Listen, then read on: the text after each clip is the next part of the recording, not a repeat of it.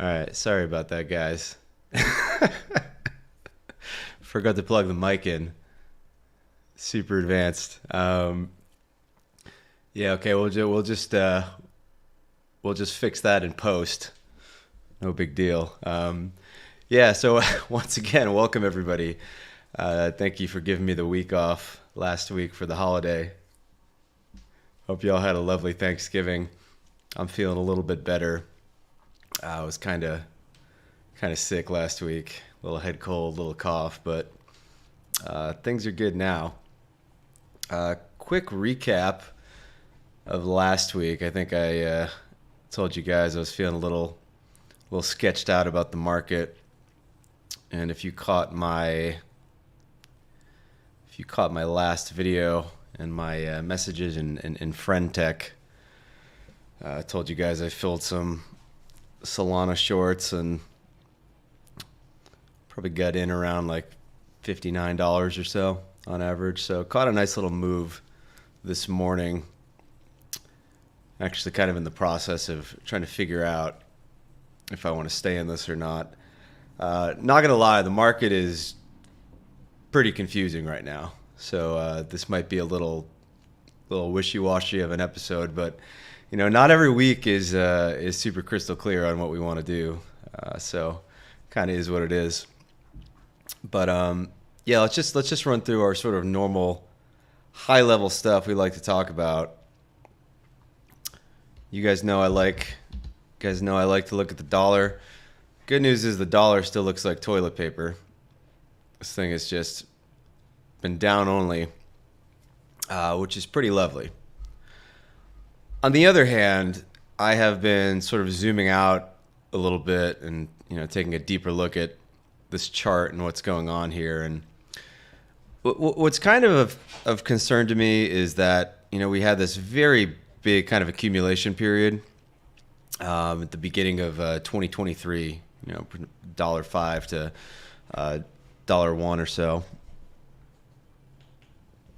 and we had a very, very nasty manipulation leg beginning of the summer, which kind of gave us the fuel for the pump we saw in the dollar, and then the sell-off in risk assets.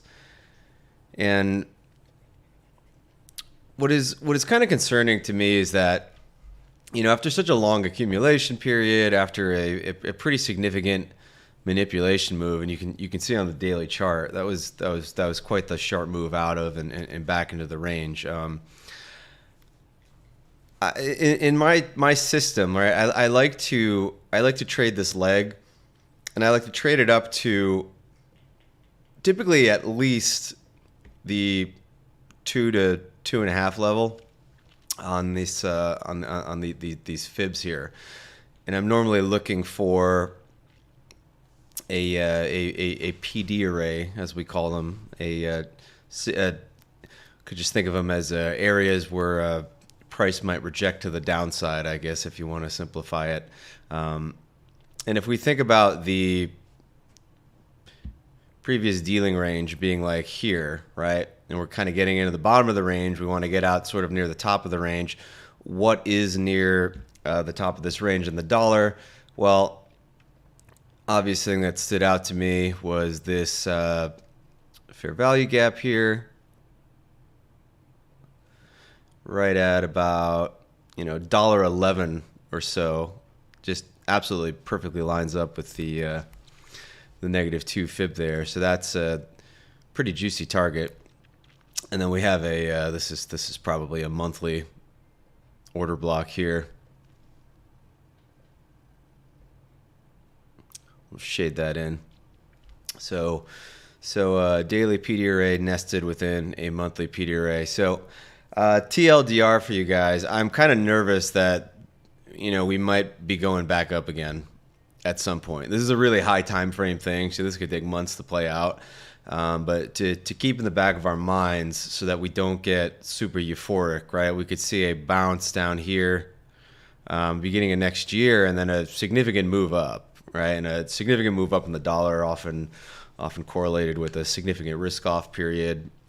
Maybe we have some sort of economic catastrophe. Who knows?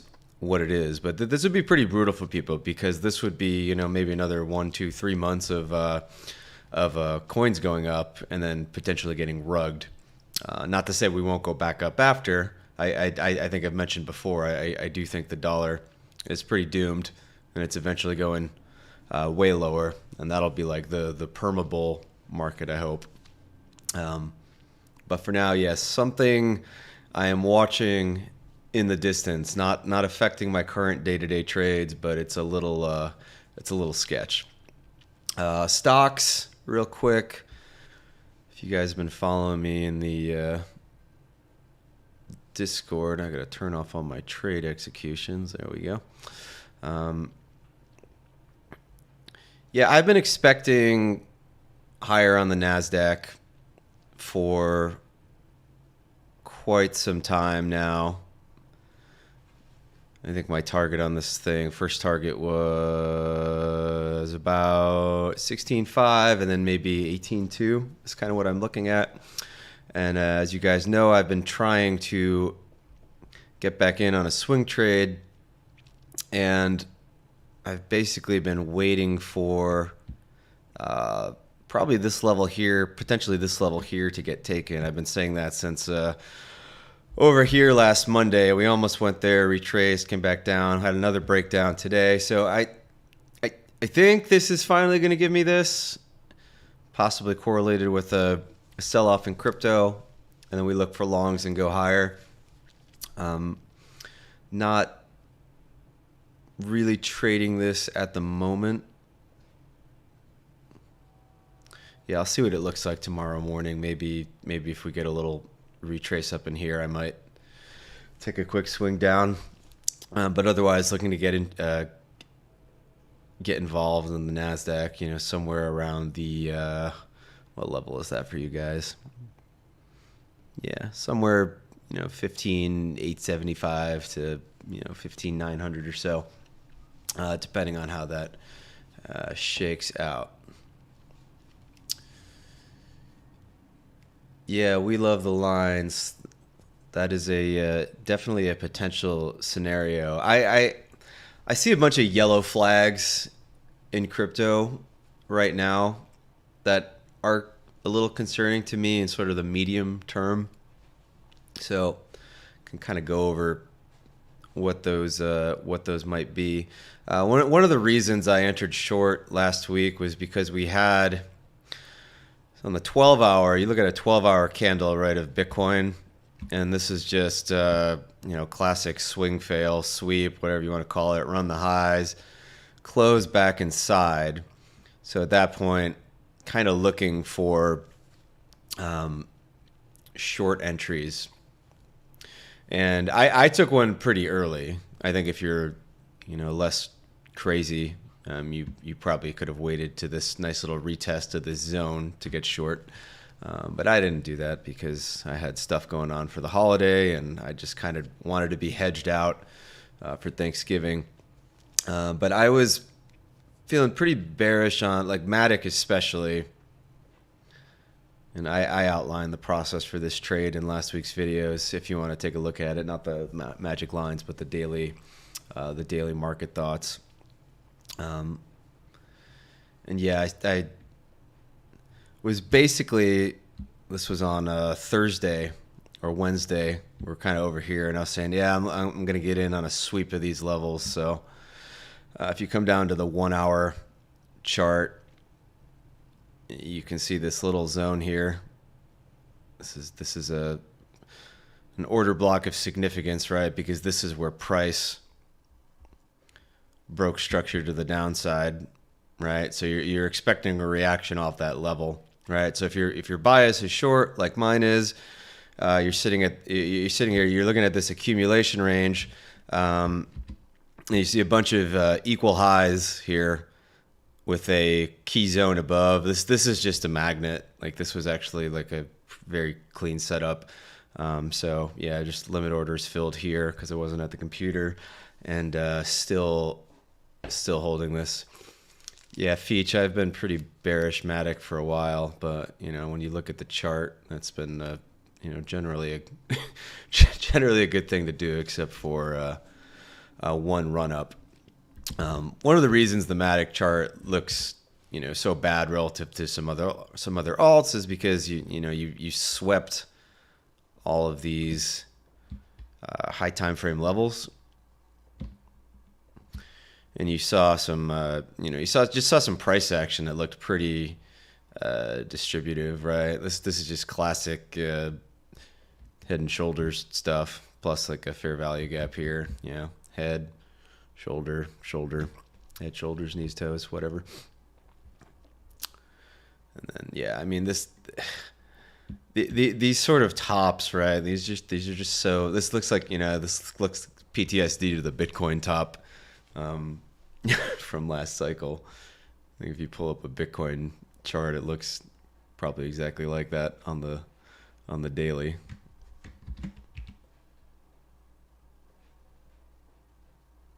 Yeah, from Q1. So definitely, it was definitely a decent setup on Matic there, and Sol as well. I felt was kind of overextended at the time. It's had quite the move. I know that I was drawing this potential Wyckoff setup, and I was like, yeah, well, if I got to retrace into here, I got to set some limit orders. So I did that. I got those filled. I'm actually not sure if this is going to run these lows yet, to be honest. It's kind of a weird spot. I didn't have a lot of time to do some crazy detailed analysis today on it. So probably we'll get some more thoughts on it tomorrow. The other thing you had here on Sol, just on the higher time frame, I guess I could just clear the chart so you guys don't have a seizure. 12-hour fair value gap, no closes above it, and then on the 4-hour, here's your order block. So all good spots to get filled. Basic idea is just that, this is a lower high, and then, we probably run this. How bad does it get? I don't know. I think this low here is in play at $40 if things turn sour in the market, but probably gonna take a lot of profits, here, or maybe even higher if the market looks like it's turning around to me, and just get out of the trade at break even. But it's very possible this just bounces and rips higher again, and potentially gives another area to get short up here, even if you're you're still bearish. So yeah, those are my hedges right now. As for Bitcoin itself, I mean, I've been paying a lot more attention to the futures markets as of late. That's not what I want. So you can kind of call up the BTC CME futures. I've noticed that they seem to be having an interesting impact on the market, and increasingly so in ETH as well. And sometimes you get these sort of gaps in the price of futures because Bitcoin trades 24/7, but it doesn't trade 24/7 on the futures market, and then you'll see price kind of move back to fill gaps or inefficient levels or whatnot on futures, and movements that don't make sense on the spot chart actually can make a little sense on the futures chart. What I'm really concerned about right now on Bitcoin is this zone here. Like if we were going to have a reversal, this is sort of the first area I would be worried about, this daily order block from 37.5 to 40K or so. And the reason is like this is the last point of supply before we get a really nasty move down, that like this is basically the source of the entire capitulation leg, if you will. So highly probable we get a reaction off this level, even if it's just a quick sell-off before continuing higher. Do I need this for anything? I don't think so. I'll clear that up. Yeah, and what I've been looking at for Bitcoin is, again, my questions I ask myself: where is price coming from? Where is price going? Where are we now? Price is coming from this zone here, in my opinion, and you've got your manipulation leg here, and that would point to a target 34.5 to 37.5, and then a second target around the 4, which would be the high here at 48K. But this is a really high time frame chart, right? So it's very possible to hit your first target and then not hit the second target for like a quarter or two later, because you can have something like we come in here and actually just distribute and come all the way back down into 26K and then go up again, and then you actually are not back at this level until next summer. And it's kind of got me nervous, like the way price has been behaving. So one thing I'm cognizant of, right, is like, so if this is the start of my target zone here, like this is where I have my eye on for price to potentially be reversing. There's not really anything here on the left side of the chart. Like we do have some gaps, but it's this supply zone here where I think we're more likely to have a sustained reversal. And what you sometimes see at the end of these legs before you get a reversal, which in this case is hopefully just like a significant retracement, but not like an outright breach of this structure, because then it's very over. And I don't think it's going to be very over. But what you sometimes see is you have price kind of hit your target. So we kind of hit the zone here. Price is sort of struggling. And then, as people are sort of distributing here, larger players, you get these kind of, a distribution top. And it coincides with price trading into like this a higher time frame level, right? Which in this case is this this daily order block that I pointed out, right? So that's something to be aware of, like consolidation below a key level, manipulation up into a key level above it, right? And a more significant level in this case. And then a level like this can actually be enough to give you a reversal. And then we would be looking at a, pretty significant drawdown. If we were to go from 40K down to, 28K, you're looking at 30% on Bitcoin. And, one of the reasons I'm not super massively exposed into alts is because, that's going to be 50, 60%, whatever you want to call it, maybe 70% on some alts, if that does happen. So pretty concerned with that at the moment. Is that definitely going to happen? No.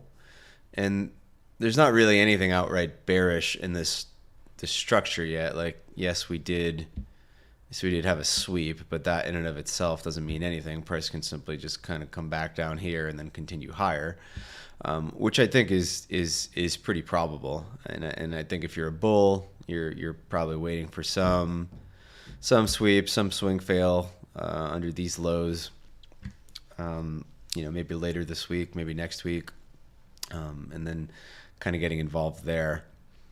I think if we lose this structure, it could potentially get a little bit ugly, especially given that we've already reacted off of that daily order block up here. It's possible you can get a bounce off this gap back in here and then down. But Bitcoin also has a habit of just kind of nuking on you and not giving you a clean little retest, to get in on. So that's kind of what concerns me. As for the ETH chart, I think I've said on the spot ETH chart, I'd be very surprised if we don't take this high here, like at a minimum at 21.41. I'm not sure the order in which we take it. But again, you have like a similar concern on ETH, which is that you sort of get above this level and then just deviate back below it, and then we trade down again. That would kind of coincide with a similar thing happening on Bitcoin. The ETH futures ETFs, and not the futures ETF, the ETH futures contract on the CME. This is something I'm somewhat concerned with. Like, we actually already took this high on futures, which I hadn't noticed before. But yeah, that happened. So little bit concerning there for me. The other thing that's a little concerning to me is if I ask myself, okay, where is the move coming from? Where do I see accumulation, manipulation, and expansion? Well, I saw accumulation down here, right? And then I saw this as the manipulation leg, right? You are basically running this low and all the lows of this structure, and then we retest that and kind of go up. What is kind of crappy about that is we basically tapped the 4, which sort of coincided with this critical high here. So the system I trade would make a good case that this leg up is potentially done, as shitty as that would be in the short run. Again, all bets are off if we go full bull and the future and the ETF is approved tomorrow. Like, none of this matters, but the ETF isn't approved yet, and you don't know what you don't know as far as bear catalysts go that are lurking, and we have gone up only for quite some time and never really retested any of this zone. I think it's a lot easier to see on the spot contract, but I've mentioned that this area here from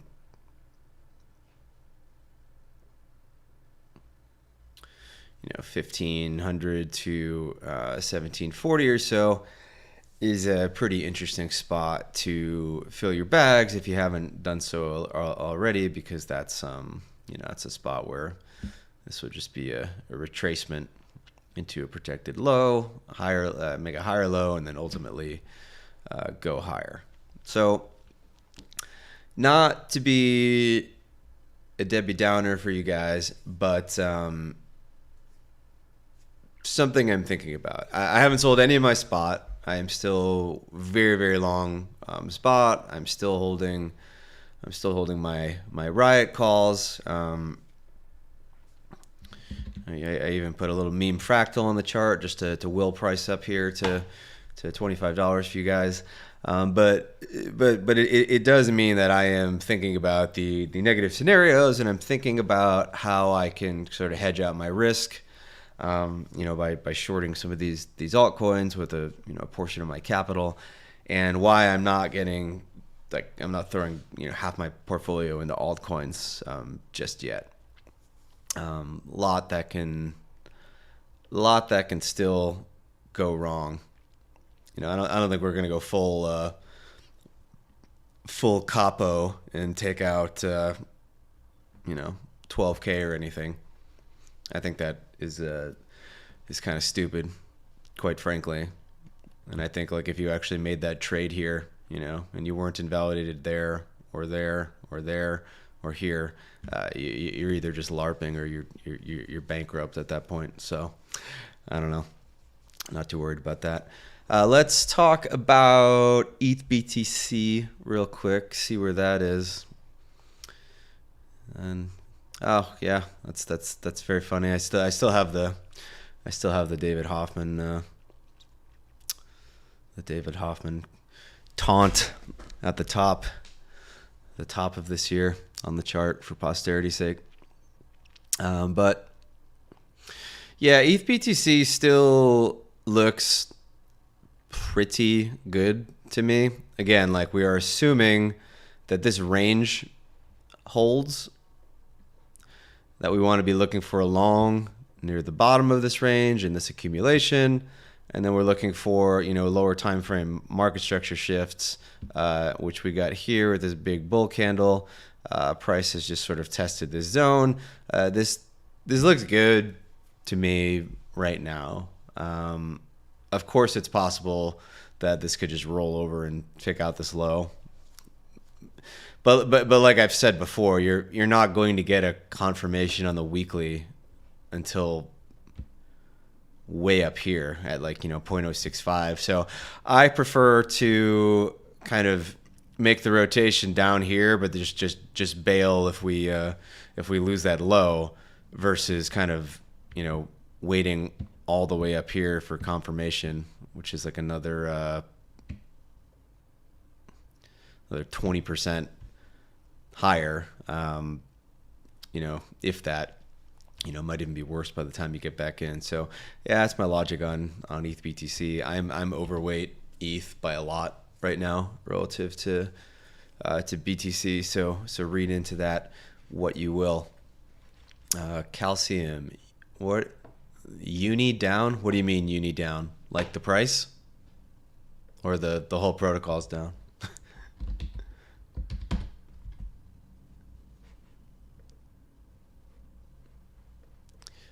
Actually, I haven't really looked at a Uniswap chart in a while. It's kind of starting to look like the Link chart, eh? Just a long accumulation. Price going down. Okay, that makes more sense. Yeah, I haven't looked at uni price in a long time.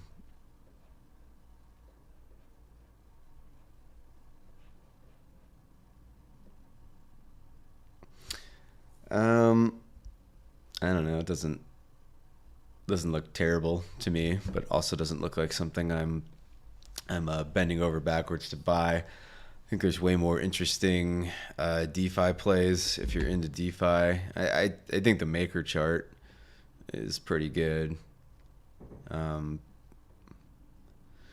Maker DAO just sort of up only in dollar terms recently.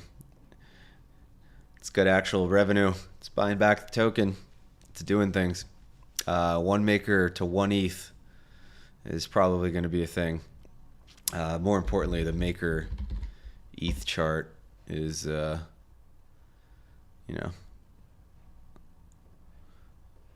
also looking like it may have some life left. I need to find a chart with more history. Is there just a... Yeah, you're still down very bad, but I would say there's a good case to be made that you got your market structure break here on the weekly, and hopefully it's up only in ETH terms from here if you are a Maker bull. I don't really own any Maker. I don't have a great reason why I don't, but I don't. I think the best DeFi play at the moment is Synthetics. Looks really strong to me. And much like Uni, you've had a very long bottoming accumulation period. This was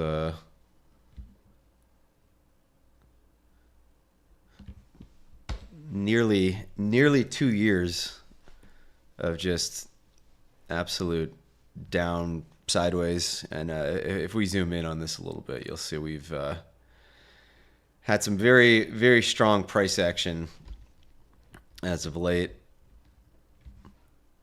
A nice close above on the daily.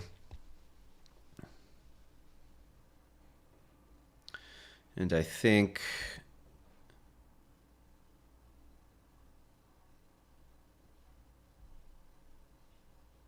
where would I chart this? Dun, dun, dun, dun.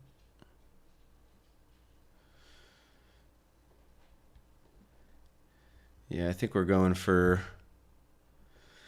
445 or so.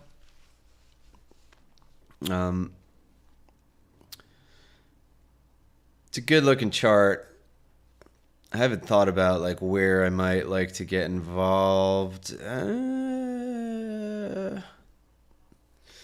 So this is like a pretty decent setup. I like these setups where you have a low, right? Where a lot of people probably have stops, but it's not really a higher time frame protected low. From a market structure perspective, like if you look at the daily chart here, you had a close above on the daily here, right? And then we sort of top out here, but you don't get any other closes above this level. So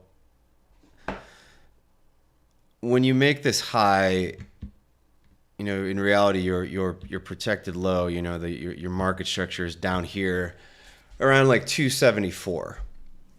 And that's a nice setup if you're waiting to get long, because on the lower time frame charts, like the hourly, you see there's like a bunch of liquidity that can be taken. You've got this low here, and you've got this low here, and this low here.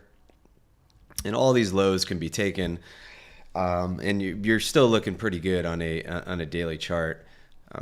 I don't think I would be waiting for these. I think where the setup looks pretty interesting is that you've got this zone here, which to me is a key zone, because you can see from this demand, you had a very sharp move up that broke market structure. And this area has not been tested yet, and it clearly looks like that's where price is reaching to me on this leg. So I'm not going to be surprised at all if we tap down there, and then that's sort of your setup. You get a run, of this low. You form some sort of bottom, market structure break to the upside, and then hop in somewhere in here. And then, like I said, we're going to be targeting, we're going to be targeting 440 or so. Initially, that high looks pretty good. And then, from there, I don't know. Sure, we could go to $8, but if this is you trading perps or something, that's a pretty good gain for you. I would feel cool just accumulating spot there and holding it for the whole cycle as well. I mean, it's a pretty good price level, all things considered. I like synthetics. I'm pretty bullish on trading as a use case for crypto, because crypto's main use case is gambling, and that's what you can do via perps. I think the tech is coming along. These things are a lot better to use than they used to be. They're rapidly iterating. I think pretty soon, they're going to start. I'm not going to be like on par with centralized exchanges. I still mostly trade on centralized exchanges because you can't really match the liquidity and the user interface. But there are tons of people who can't. They want to use these products. The interface is getting better. All these things are getting better. And SNX just kind of like a OG project that's potentially going through its sort of trough of disillusionment phase, which is where you want to get in on stuff. You don't necessarily want to buy the first hype cycle. You want to get in on the disillusionment and then ride this thing back up to hopefully new all-time highs and beyond. So definitely a coin I have a little bit of, but I want to get more of. I think it's a great thing to have in your portfolio, along with some other trading plays. I think I've said that I have a little bit of DYDX. I Traded a nice little swing long in it last week, as I think I mentioned on the daily market update.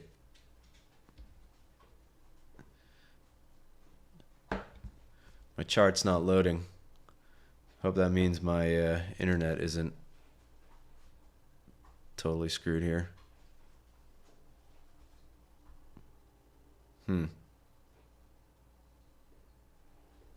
Uh-oh.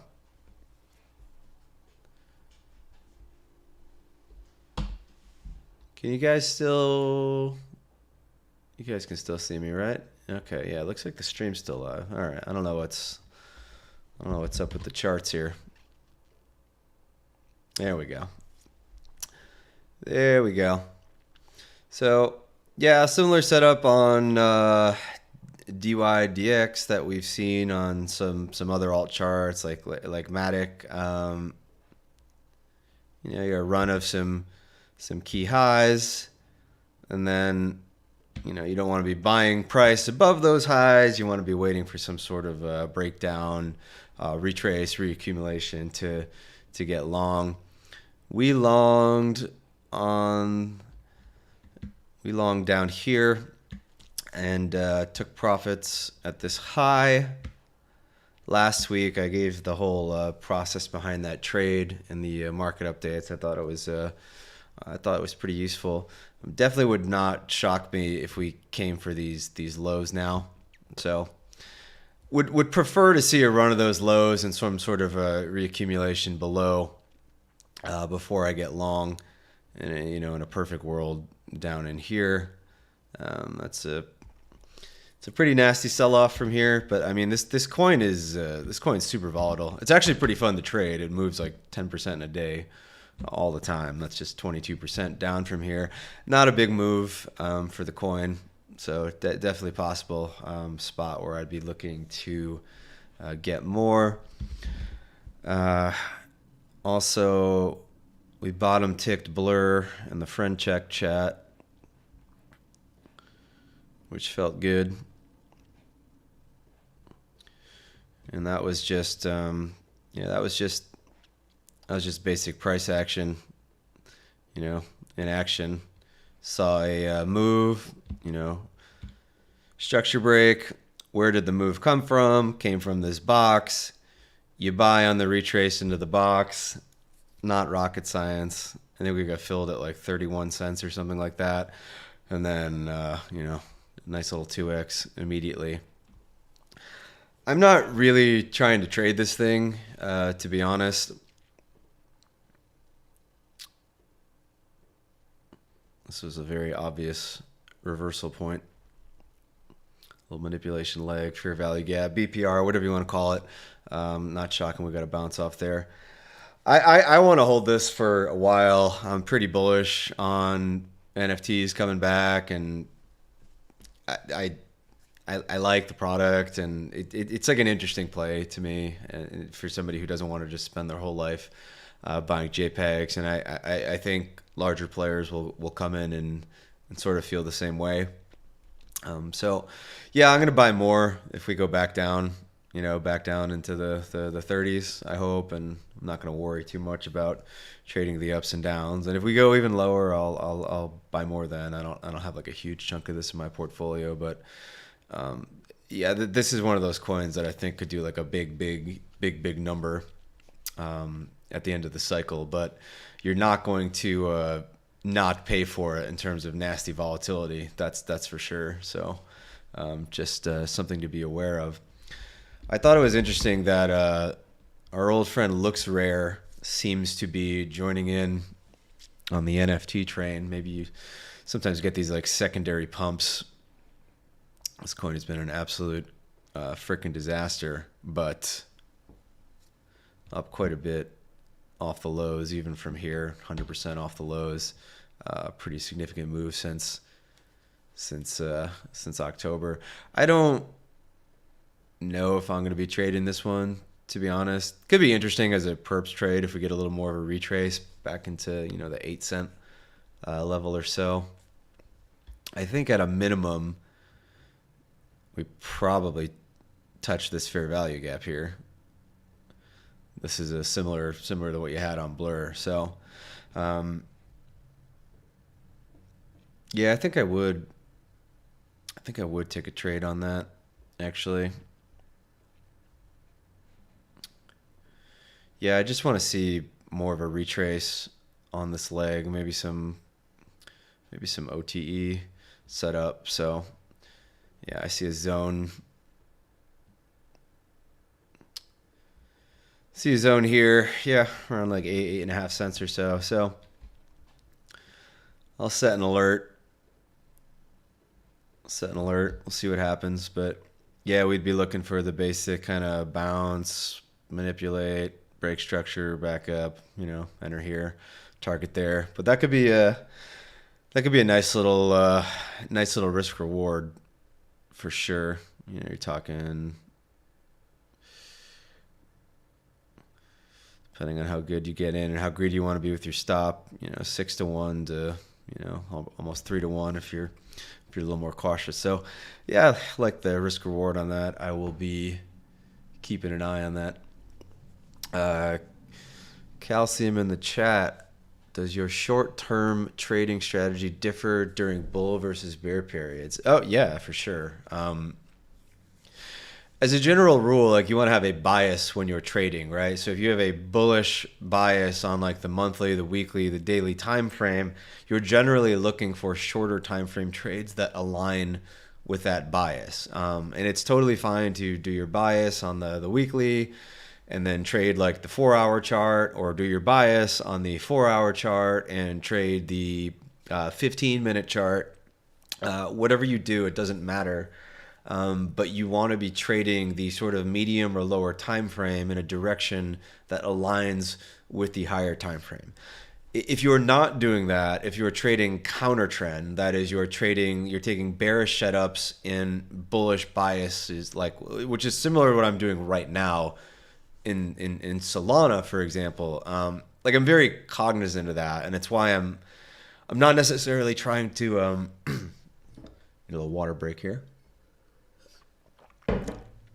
Like something like Solana, I'm not necessarily trying to hit a mega home run and just be like, oh yeah, this is for sure dumping. It's going to for sure take out these lows and go down to 41 and then back up.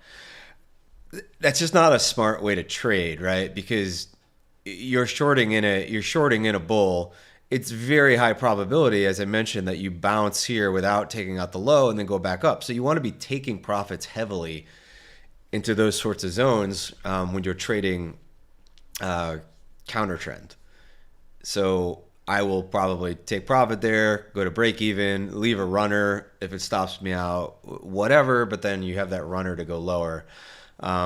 Whereas like if we were bearish, I would be for sure targeting all of this and maybe even lower, just because like you're trading with the higher time frame trend. But for something like Solana, like the higher time frame trend is obviously up.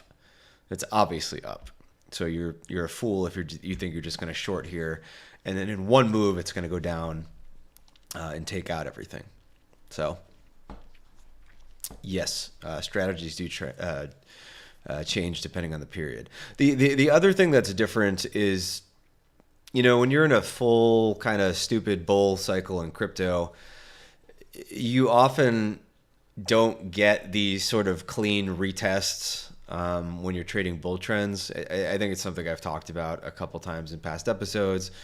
So I'm not necessarily waiting for clean retests of zones like this one before hopping in a trade and going long, because you don't get that more often than not. And when you do, it's often something like this, where you test it and you buy, but then it just retraces and goes through it, because that particular leg is over, and we're targeting lower and accumulation down lower. So that part of my strategy definitely changes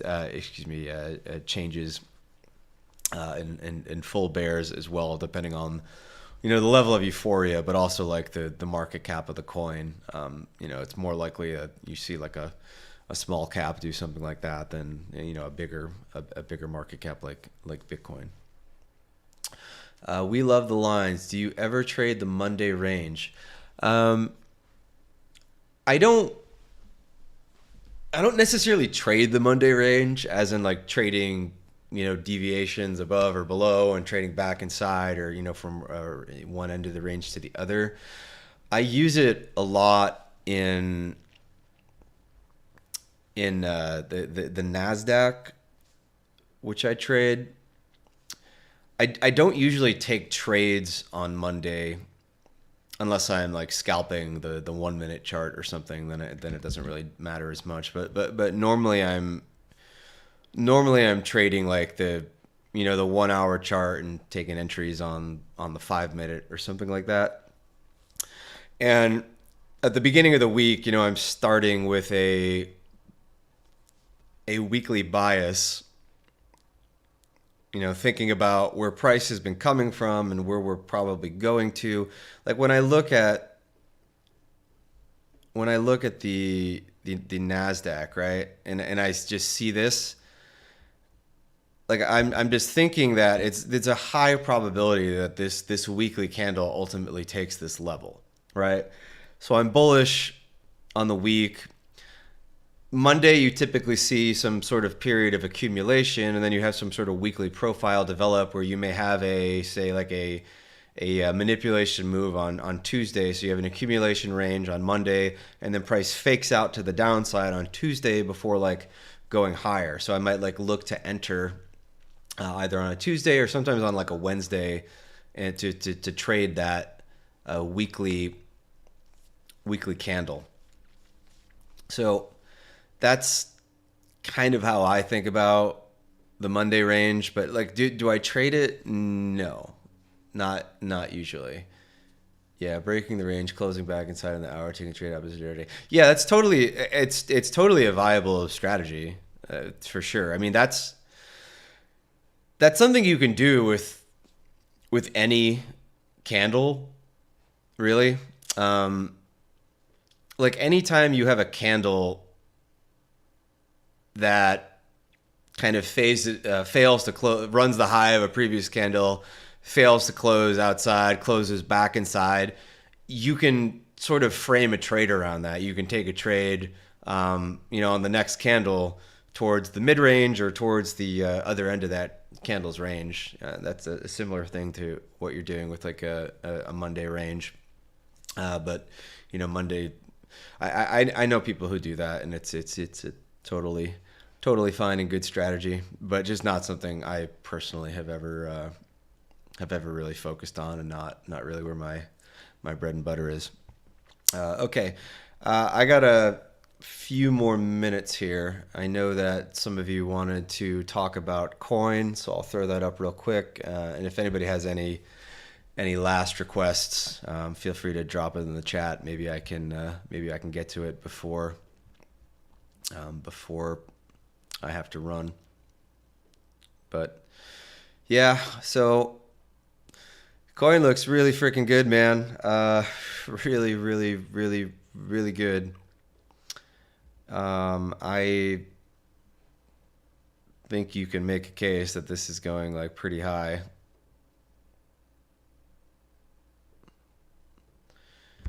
Like if you want to call this like an accumulation manipulation, you're looking at 170, 171 or so is an interesting target to me. That is the -2 on your manipulation fib extension, and then you have a sort of confluence of PD arrays here. You've got your weekly fair value gap. This is the source of the leg down, that just the capitulation leg, right? This is an imbalance to the sell side that fueled this leg. This is like a magnet. Price wants to go back here, and then that is nested inside what is probably like a 2-week order block. But this whole zone here is an order block on an even higher time frame. So again, you've got this nice setup where you have a PD array nested within a PD array, and then I think this even probably sits pretty close to the mid range of this zone. Yeah, it does. So the mid range of this whole zone is like about 178 or so. Yeah, 178. So that's a pretty interesting target for me. Um, Makes complete sense.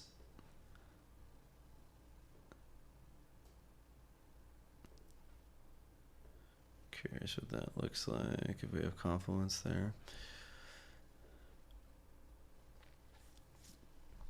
Yeah, we also had like this secondary period of accumulation, and then the manipulation that coincided with the SEC FUD, which is where I bought initially. So that's another. Again, when we ask ourselves where is the move coming from, the move is coming from two separate periods of accumulation. In my mind, you've got this period here and this period here. I think each has like a different sort of manipulation attached to it. It's very possible that you get a significant retracement first around this like 146 level, because that's the four, that's the -4 of this manipulation leg here and this accumulation range here. And you do see some confluence there with this daily order block there. So wouldn't be surprising to me, but like I'm sort of focused on this from the higher time frame, and I think your higher time frame targets are 178 initially, and then probably looking at like 285 looks like a good level, because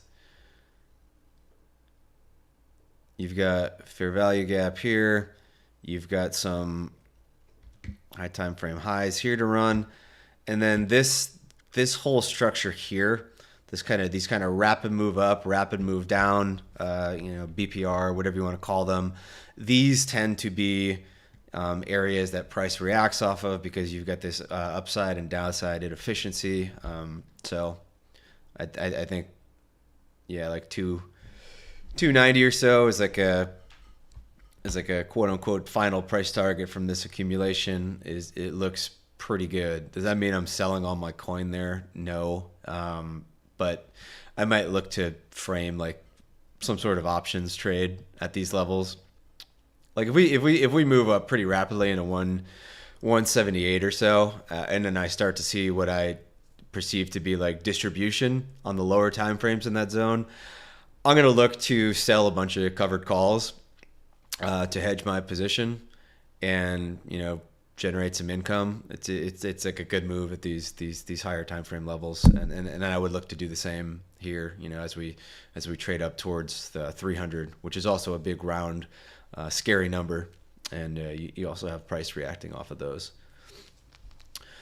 Calcium entries for NVO and LOI. Yeah, me and Eric are going to talk about these actually in more detail on the next episode of Irresponsibly Long on the Alfalfa Pod YouTube. For those of you who have not tuned in yet, please check that show out.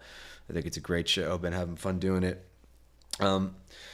This is a chart. I'm just I don't know, like my retirement portfolio, right? I'm just buying like a huge lump sum of the position I want. Like I'm probably just buying 50 to 70% of my position, and then just DCAing over the next, couple months, or however you want to do it.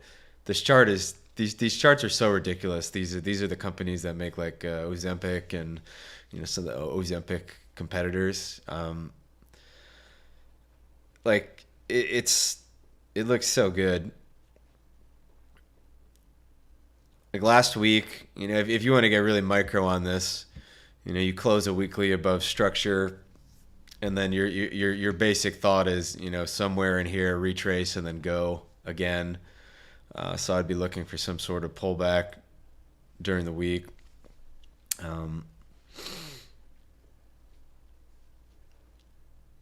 And there's there's a bunch of ways you could do this. The most obvious is to just buy in a discount of the leg up. So you get a retrace below the 0.5. There's your discount.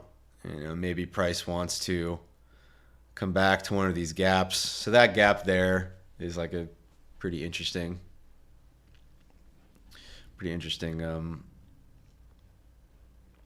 potential entry, I think. And I haven't looked at Eli Lilly yet, but I assume the chart looks somewhat similar. Not quite as good as the Novo Nordisk chart, that's for sure, because you kind of have like a lower high forming here. So I might be worried about this low getting taken out. I don't know. Not quite as sexy. We're also, I think we're also going to talk about Weight Watchers, which is kind of like a fun looking setup as well on the higher time frame. But yeah, I'll get more into detail on that on Thursday when we do the next episode.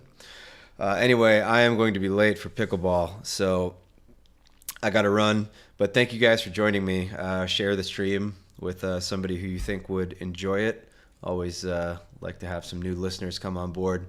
Yeah, don't forget to subscribe. We're going to keep trying to do these every Monday, and then I'm going to keep trying to roll out the sort of daily market thoughts where I'm just kind of doing low production and taking you live through like a lot of my trade thoughts and chart analysis.